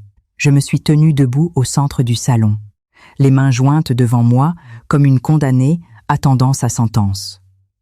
Beau-père, belle-mère, vous tous. J'ai décidé de divorcer de Julien. Un silence de mort est tombé sur le salon. Julien a levé la tête brusquement. Quoi ? J'y ai beaucoup réfléchi, ai-je continué en maintenant mon ton docile. Ce mariage n'a plus de sens. Le mieux est que nous nous séparions à l'amiable. Mon beau-père Bernard a plissé les yeux. Et comment veux-tu te séparer ? C'est très simple, ai-je dit à voix basse. Je partirai avec ce que je porte sur le dos. Je prendrai juste quelques souvenirs. L'entreprise, la maison, les économies, je laisse tout à Julien. L'expression de Julien est passée de la stupéfaction à la suspicion et finalement à une joie avide. Tu es sérieuse ? Oui, très sérieuse, ai-je hoché la tête. Mais j'ai une condition. Nous devons signer les papiers d'un divorce par consentement mutuel aujourd'hui même et l'enregistrer. Ma belle-mère Béatrice s'est immédiatement mise sur la défensive.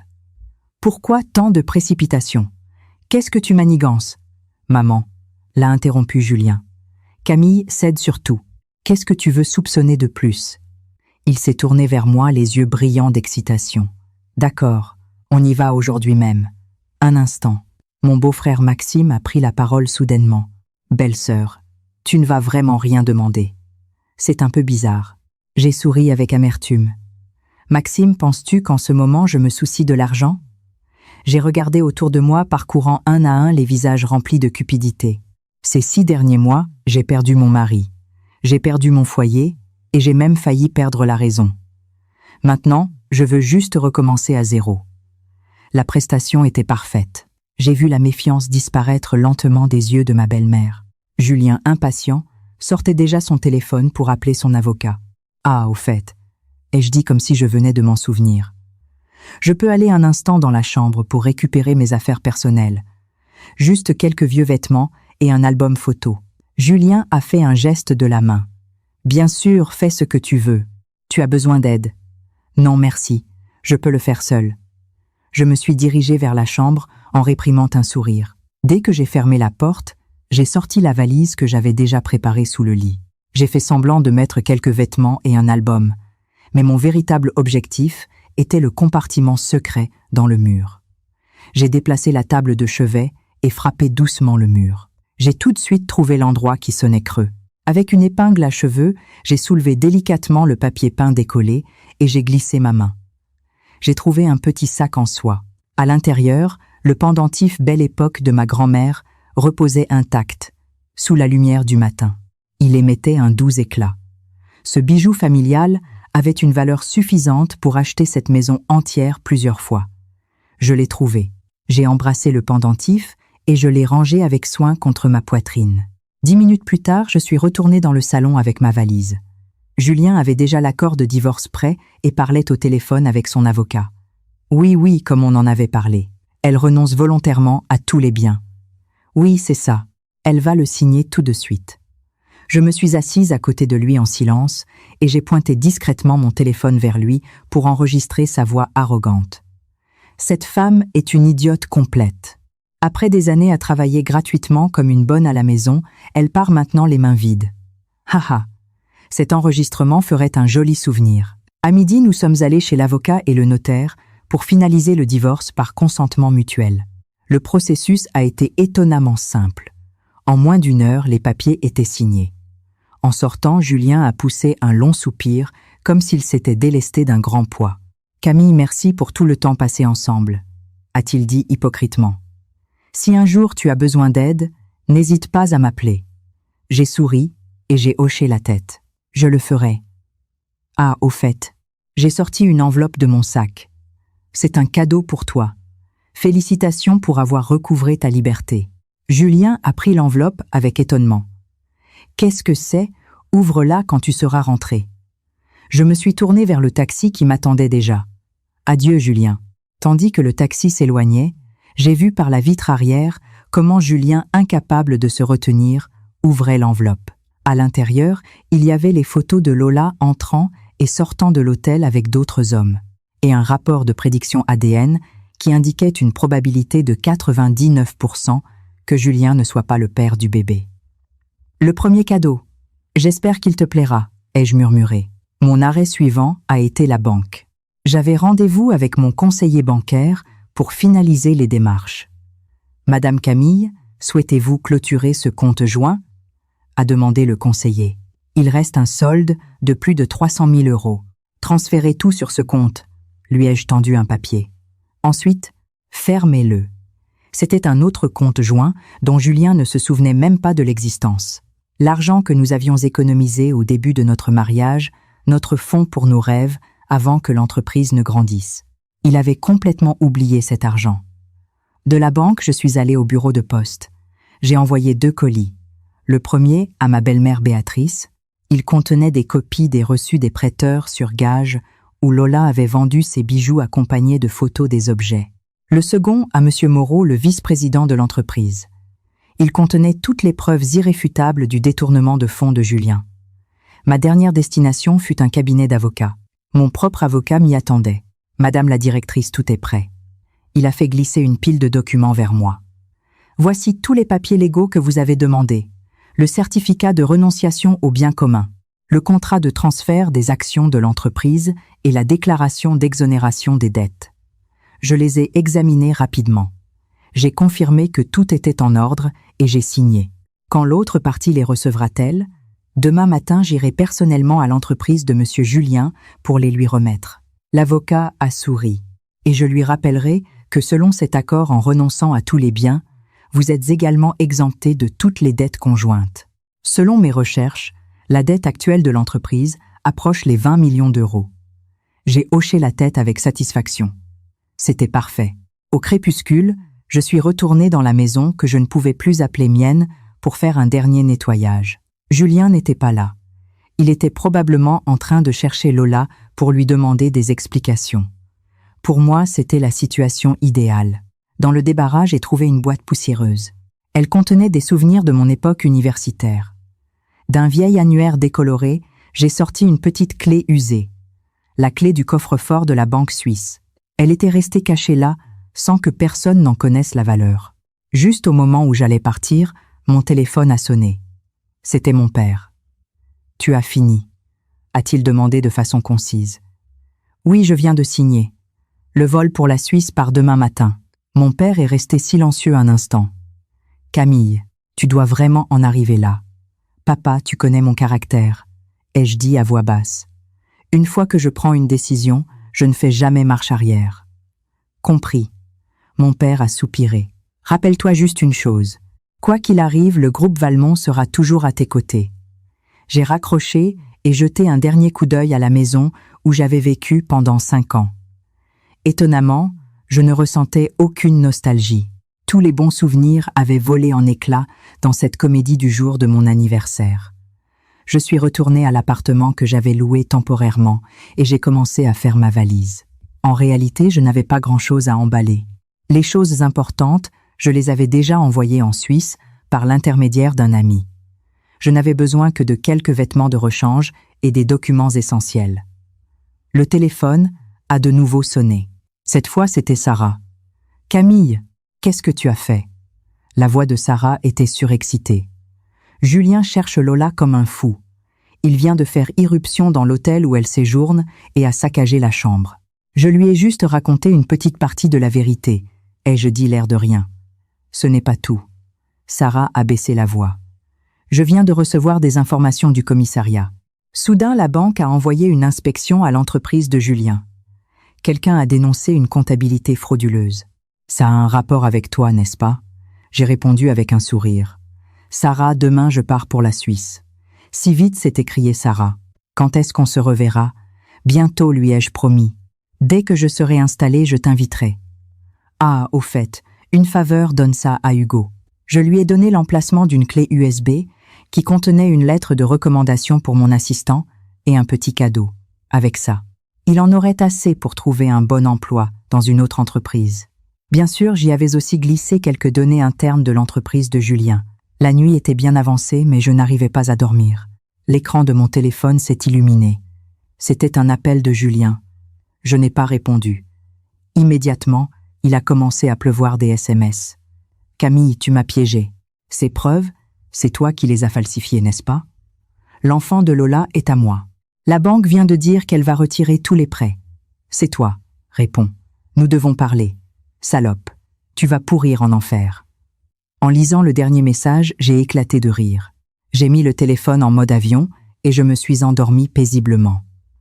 Le lendemain matin, je suis monté dans un taxi direction l'aéroport Charles de Gaulle. J'ai allumé mon téléphone une dernière fois. Il y avait une avalanche d'appels manqués et de messages. La plupart venaient de la belle famille.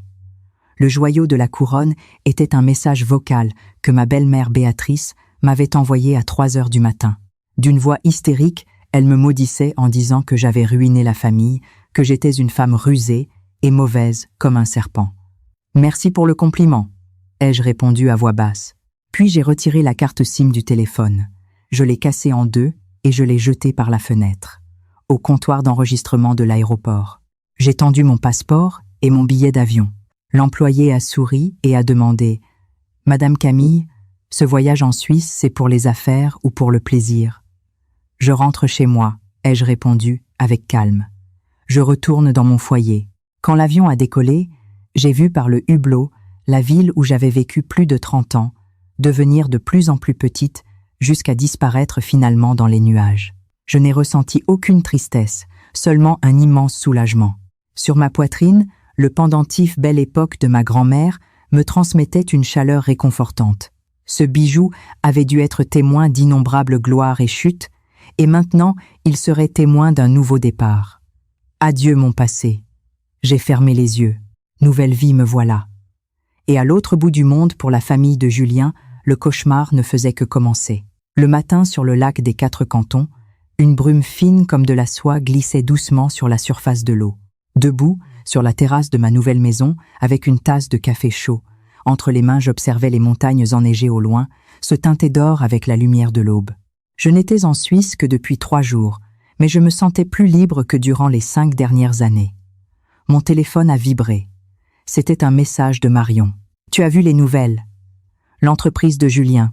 Les actions ont chuté de 45% ce matin, et ils ont suspendu la cotation. » J'ai esquissé un léger sourire et posé ma tasse de café. J'ai ouvert mon ordinateur portable et en quelques secondes, le graphique de la cotation en temps réel de l'entreprise de Julien est apparu à l'écran. Une ligne rouge tombait presque en piqué. J'ai cliqué sur le titre de la section Économie.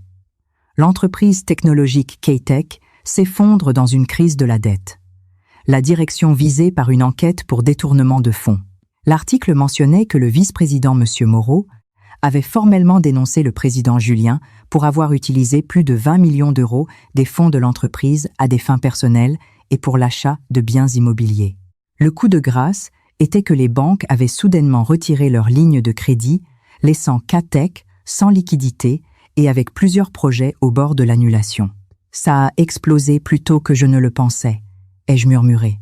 Environ 3 jours avant mes calculs, pendant que je lisais les nouvelles, une autre fenêtre est apparue. C'était le classement des tendances sur les réseaux sociaux français. En voyant le 3e sujet, j'ai légèrement froncé les sourcils. Exclusif. Alexandre Valmont, du groupe Valmont, provoque une altercation au siège de K-Tech. J'ai cliqué et une vidéo de mauvaise qualité, mais au contenu percutant, a commencé à se jouer automatiquement. Un jeune homme en costume de marque accompagné de ce qui semblait être des gardes du corps criait dans le hall de K-Tech. « Julien, sors, tout de suite.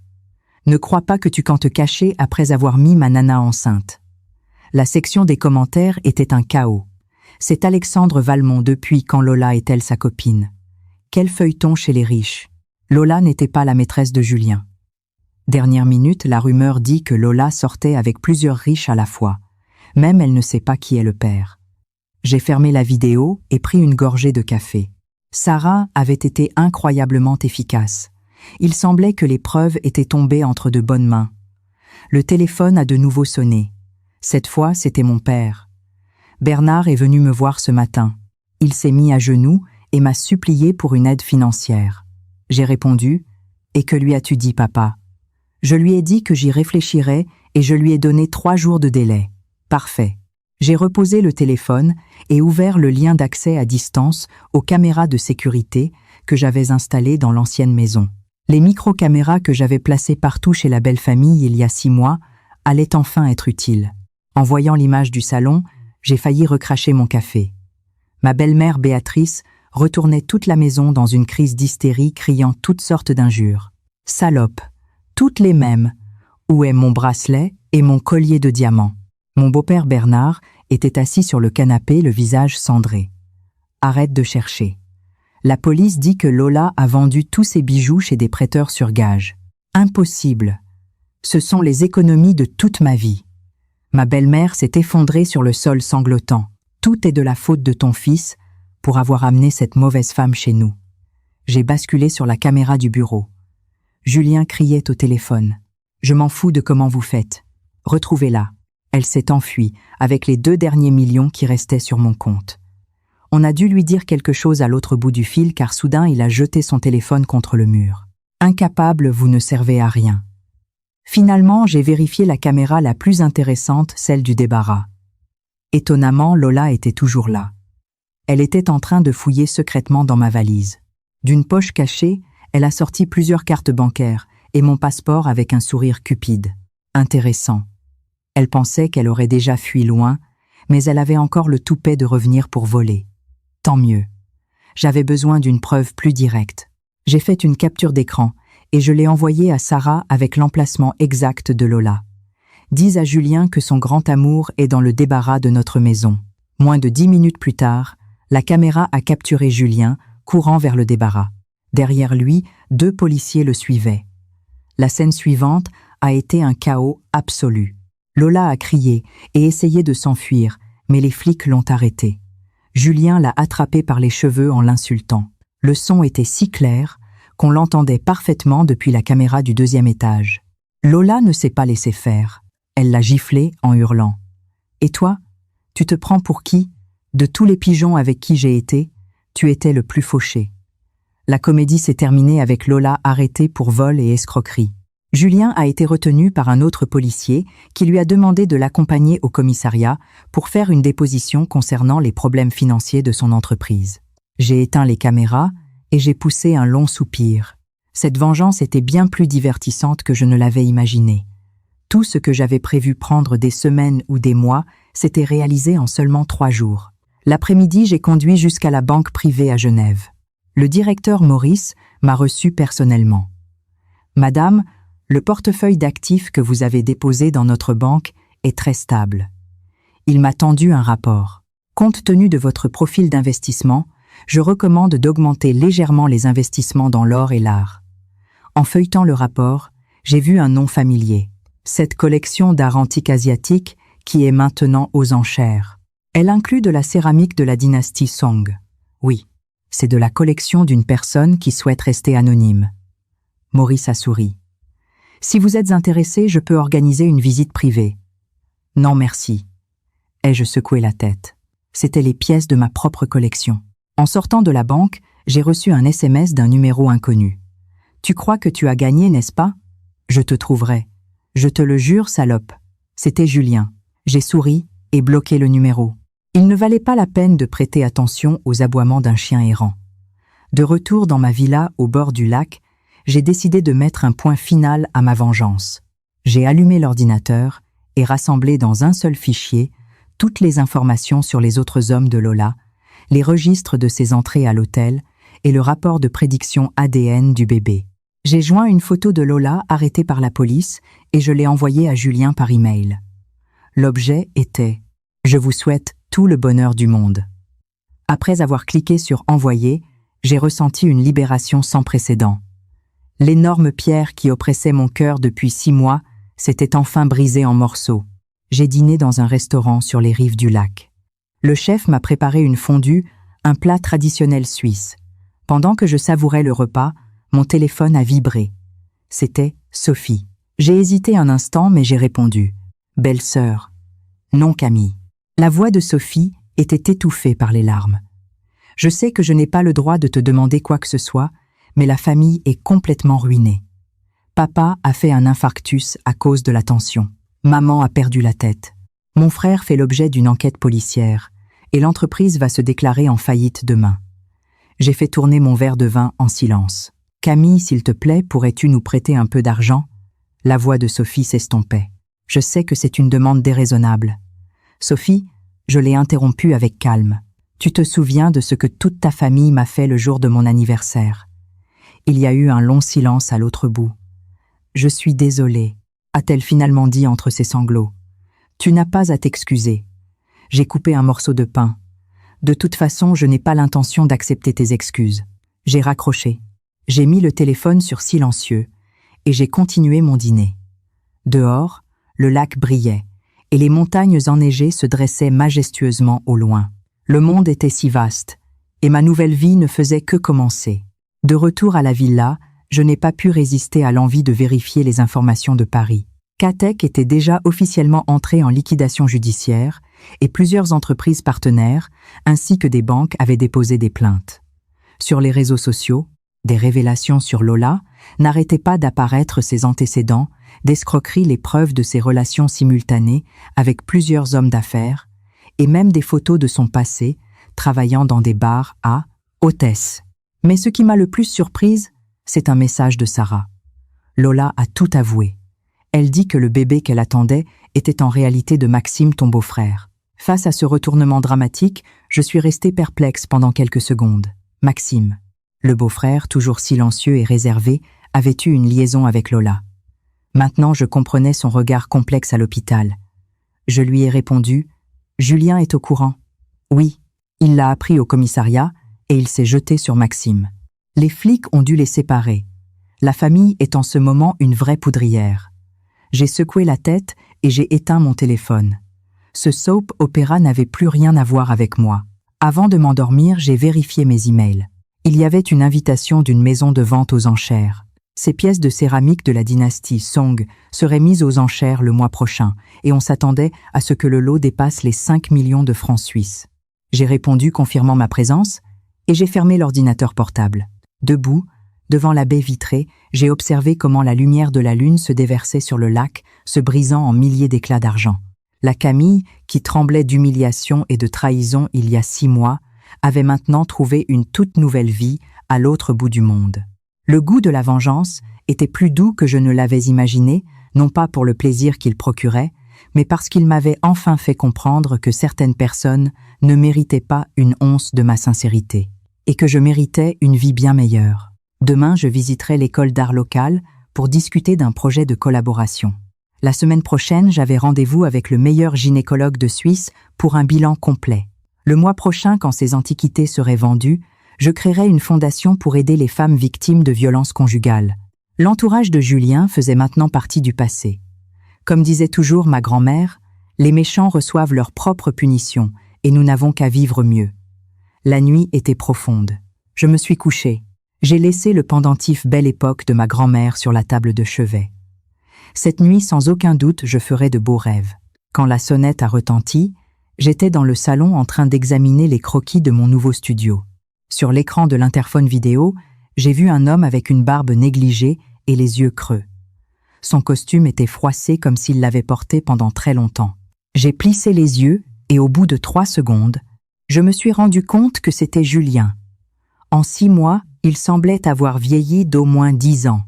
Je n'ai pas ouvert la porte tout de suite. À la place, je me suis versé un verre de vin rouge, et après en avoir lentement savouré une gorgée, j'ai appuyé sur le bouton d'ouverture. Camille. Dès qu'il m'a vu, Julien s'est mis à genoux avec un bruit sourd. Enfin je t'ai trouvé. J'ai reculé d'un pas esquivant sa main, qui essayait d'attraper l'ourlet de ma jupe. Le sol suisse est dur. Tu vas te faire mal au genou. Camille, je me suis trompée. Je me suis vraiment trompée sur toute la ligne. Il a levé la tête, les yeux pleins de larmes. Cette sorcière de Lola m'a trompée. L'entreprise a fait faillite. Mes parents se sont effondrés. Je n'ai plus rien. J'ai fait tourner mon verre de vin adossé au cadre de la porte. Et je m'en suis rendu compte. Il a rampé sur les genoux de 2 pas vers moi. Je me suis rendu compte que tu étais mon seul amour. Remettons-nous ensemble. Tu m'aimes encore, n'est-ce pas? C'est pour ça que même après le divorce, tu continues d'utiliser mon. J'ai failli recracher le vin. Le prénom Camille était mon prénom de naissance, celui que je portais depuis plus de 30 ans. Il était naturel. Que je continue de l'utiliser après le divorce. Mais dans son délire, il pensait que je le faisais parce que j'éprouvais encore quelque chose pour lui, et que je gardais son nom de famille. Julien. J'ai soupiré. Premièrement, je n'ai jamais changé de nom de famille. Deuxièmement, comment m'as-tu trouvé? Son regard a vacillé. J'ai engagé un détective privé. Et combien ça t'a coûté? 50 000 €. 80 000, a-t-il balbutié. C'était un mensonge évident. Je suppose que tu l'as payé avec l'argent noir que tu avais caché au nom de Lola. Le visage de Julien est devenu cendré instantanément. Toi, comment sais-tu ça? Ce n'est pas la seule chose que je sais. Je me suis écarté pour le laisser passer. Allez, puisque tu viens de si loin, je vais t'offrir un thé. Il est entré dans le salon en titubant. J'ai marché délibérément, lentement lui donnant l'occasion d'observer chaque détail de la villa.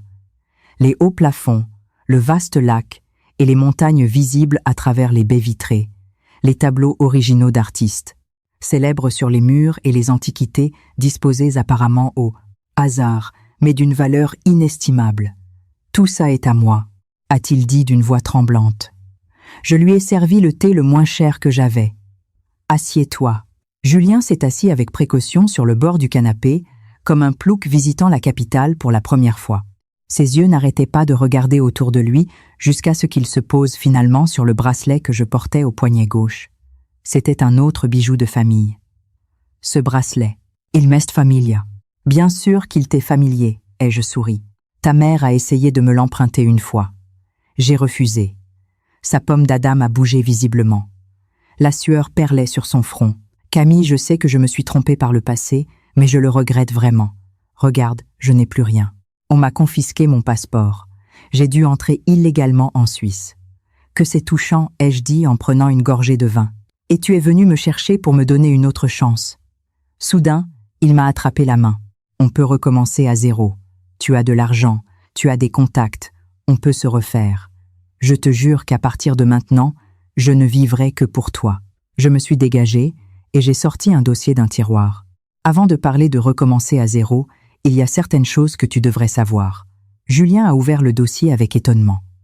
À l'intérieur se trouvaient plusieurs rapports de tests ADN. Il les a lus rapidement et son visage s'est durci. C'est impossible. Le fils de Lola est de mon sang. Oui, ai-je dit avec calme. Mais ce n'est pas ton fils.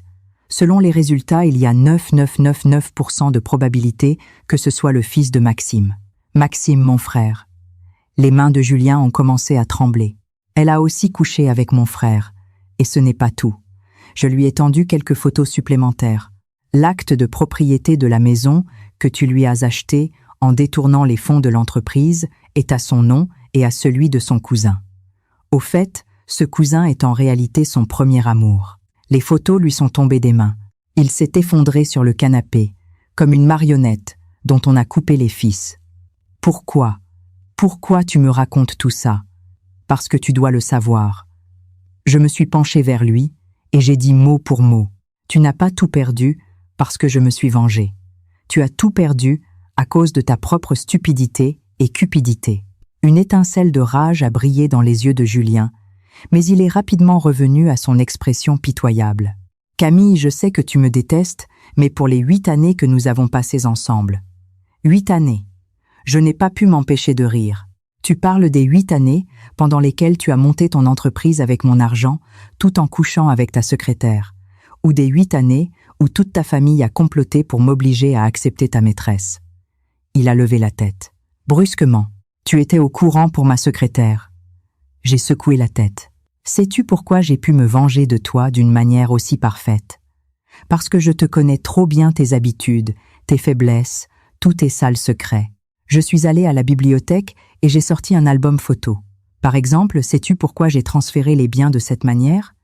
J'ai ouvert l'album et j'ai pointé une vieille photo. C'est la méthode que ta mère a utilisée pour se débarrasser de la maîtresse de ton père. Moi, j'ai juste appris un peu. Sur la photo, une jeune Béatrice posait triomphalement devant un tas de bijoux. L'arrière-plan était un appartement vide, comme s'il avait été pillé. Le visage de Julien est devenu cendré. Salope. J'ai fermé l'album. Comparé à ce que ta famille m'a fait, j'ai été très miséricordieuse. Au moins, je n'ai pas provoqué d'accident vasculaire cérébral à ta mère, ni d'infarctus à ton père, et je n'ai pas envoyé ton frère en prison. Quoi, Maxime est en prison? Il a bondi sur ses pieds. Qu'est-ce que tu as fait? Je n'ai rien fait. J'ai levé les mains avec innocence. Il a juste détourné les fonds de l'entreprise pour parier. Les preuves étaient irréfutables. Ah, au fait, celle qui l'a dénoncée, c'est Lola. Pour obtenir une réduction de peine, Julien errait dans le salon comme une bête en cage. Soudain, il s'est retourné et m'a pointé du doigt. « Camille, je vais te dénoncer. Je vais révéler toutes tes magouilles financières. Je ferai en sorte que le gouvernement suisse te confisque toute ta fortune. » J'ai soupiré et j'ai sorti une autre liasse de documents du coffre-fort. Ceci est l'accord de divorce que tu as toi-même signé. Il stipule que je renonce volontairement à tous les biens communs. Ceci est l'acte notarié de la division des biens et ceci est le certificat d'investissement légal de l'Office de l'immigration suisse. Je lui ai montré les documents un par un. Tu veux appeler la police? Je peux le faire pour toi. Le visage de Julien est passé du gris au rouge, puis au blanc. Soudain, il s'est jeté sur moi. « Sale garce, je vais te tuer. » J'y étais préparé. J'ai appuyé sur le bouton d'alarme que j'avais caché à portée de main. Instantanément, 2 agents de sécurité ont fait irruption et ont maîtrisé Julien qui se débattait comme un fou sur le sol. « Emmenez cet homme à l'aéroport », ai-je dit aux gardes, « et assurez-vous qu'il passe le contrôle de sécurité pour quitter le pays. »« Camille, tu vas pourrir en enfer », criait Julien pendant qu'il le traînait. « Je reviendrai, je te le jure. Attends-moi. » Debout dans l'encadrement de la porte, j'ai souri en le regardant être fourré de force dans la voiture de sécurité. « Passe le bonjour à Lola de ma part. » J'ai fermé la porte. J'ai poussé un long soupir et je me suis resservi du vin. Cette confrontation s'était terminée beaucoup plus facilement que prévu. Toutes les réactions de Julien, chacune de ses paroles, avaient été presque exactement comme je les avais anticipées. Dehors, le crépuscule teignait le lac d'or. J'ai ouvert mon téléphone et j'ai vu un nouveau message de Sarah. Maxime condamné à 3 ans de prison. Lola expulsée vers son pays d'origine pour escroquerie. Julien disparu. La rumeur dit qu'il a fui en Europe. Fais attention. J'ai répondu, je viens de le voir. Je viens de l'envoyer à l'aéroport. Et j'ai ajouté un emoji souriant. J'ai reposé le téléphone et je suis retourné dans mon studio pour continuer à travailler sur mes croquis. Ma marque personnelle Phoenix Rising était sur le point de lancer sa première collection. Le thème était résurrection. Les expériences qui m'avaient autrefois causé tant de douleur étaient maintenant ma source d'inspiration. À 20h, la sonnette a de nouveau retenti. Sur l'écran de l'interphone vidéo, un coursier tenait une élégante boîte cadeau. Je l'ai ouverte. À l'intérieur, il y avait une broche, un phénix aux ailes déployées fait de rubis et d'or. C'était la première pièce que j'avais dessinée. Une carte jointe disait « Pour célébrer une nouvelle naissance ». Avec toute mon affection Marion. J'ai accroché la broche sur mon revers et j'ai fait un tour devant le miroir. Le phénix brillait sous la lumière comme s'il était vraiment sur le point de renaître de ses cendres. 2 ans plus tard, dans le jardin de ma villa dans les Alpes suisses, se tenait ma première exposition individuelle, Résurrection. 30 œuvres étaient harmonieusement disposées sur la pelouse. Chaque pièce était comme une fenêtre sur mon évolution émotionnelle de ces 2 dernières années. « Madame, d'où tirez-vous l'inspiration pour cette œuvre métamorphose ?» m'a demandé un critique d'art en désignant la pièce la plus marquante. Au centre de la toile, un papillon translucide émergeait d'une chrysalide brisée. Ses ailes, au lieu des motifs habituels, étaient couvertes d'innombrables petits chiffres et lettres. En y regardant de plus près, on pouvait voir que c'étaient des fragments de mon accord de divorce et de clauses légales. La métamorphose implique de la douleur, ai-je dit en souriant. Mais après la douleur, vient la liberté de voler. La base de ce tableau est faite avec la pâte à papier de mon propre accord de divorce broyé. Le critique émerveillé s'est approché de l'œuvre. Quelle créativité! Sublimer un document légal en art. Cette forme d'expression est une interprétation révolutionnaire de l'art féministe. J'ai incliné la tête en signe de remerciement, tandis que mon regard parcourait les nombreux invités dans le jardin. En 2 ans, j'étais passée du statut d'épouse abandonnée à celui d'artiste émergente acclamée. Les créations de ma marque avaient été acquises par plusieurs musées, et l'exposition d'aujourd'hui avait attiré bon nombre des figures les plus importantes du monde de l'art européen. Camille, Marion s'effrayait un chemin à travers la foule. Elle tenait une coupe de champagne. Tout est vendu. Félicitations. Même l'œuvre cendre, évaluée à 1 million de francs, a été réservée par une galerie du Luxembourg. J'ai pris la coupe et j'ai trinqué avec elle. Au nouveau départ. Au nouveau départ, a dit Marion, en me faisant un clin d'œil. Ah, au fait, ton père vient de m'appeler. Il dit qu'il a des nouvelles importantes et que tu dois le rappeler. Je me suis retirée sur une terrasse tranquille et j'ai composé le numéro de mon père. Il a répondu presque instantanément. Camille. L'exposition se passe bien. La voix de mon père semblait fatiguée mais chaleureuse. Un succès total. Toutes les œuvres ont été vendues. J'ai regardé les neiges éternelles au loin. Tu as des nouvelles? Mon père a gardé le silence quelques secondes. La famille de Julien est finie. J'ai inconsciemment joué avec le bord de mon verre. Raconte-moi. Bernard a été condamné à 12 ans de prison. Détournement de fonds. Corruption, évasion fiscale. La totale. Béatrice a fait un AVC et vit dans un EHPAD. Elle peut à peine bouger. Et Julien. Mon père a fait une pause. Il a été condamné à 8 ans de prison pour escroquerie et captation illégale de fonds. J'ai fermé les yeux, laissant l'information se décanter. Étrangement, je n'ai pas ressenti la satisfaction que j'espérais, seulement un léger sentiment proche de la compassion. Et l'entreprise. Le processus de liquidation judiciaire est terminé. Tous les actifs ont été vendus aux enchères pour payer les dettes. Le projet de Saint-Denis a été annulé et la mairie a récupéré les terrains. Mon père a soupiré. « Camille, tu les détestes. » J'y ai réfléchi un instant. Non, je ne les déteste plus. Haïr consomme trop d'énergie. Je préfère utiliser cette énergie pour créer de belles choses. Tu vaux mieux que ton père. La voix de mon père semblait fière. « Ah, au fait, le mois prochain, c'est mon anniversaire. Tu viendras à Paris. »« J'y serai, » ai-je répondu sans hésiter. « J'ai quelques affaires à y régler. » J'ai raccroché et je suis retourné à l'exposition. Pendant les 2 heures qui ont suivi, je n'ai cessé de recevoir des félicitations, de répondre à des questions et de prendre des photos avec les acheteurs. Quand le dernier invité est parti, le crépuscule teignait déjà de rose les montagnes enneigées. « Fatigué ?» a demandé Marion en ramassant les catalogues. « Tu vas quand même aller à la fête ce soir. » « Je dois y aller. Mais d'abord, j'ai quelque chose à faire. » J'ai sorti mon chéquier, j'ai écrit un chiffre et je l'ai donné à mon assistante. « Fais un don de cette somme à la Fondation d'aide aux femmes, au nom de cette exposition. » L'assistante a écarquillé les yeux. 500 000 francs. Mais c'est la moitié des bénéfices de l'exposition. C'est pour ça que ça a du sens. J'ai souri. Dis à la Fondation que j'espère que cet argent aidera les femmes qui subissent des violences conjugales à trouver une nouvelle vie, tout comme l'expriment ses œuvres. Ce soir-là, lors de la fête de célébration, on m'a demandé de prononcer un discours improvisé.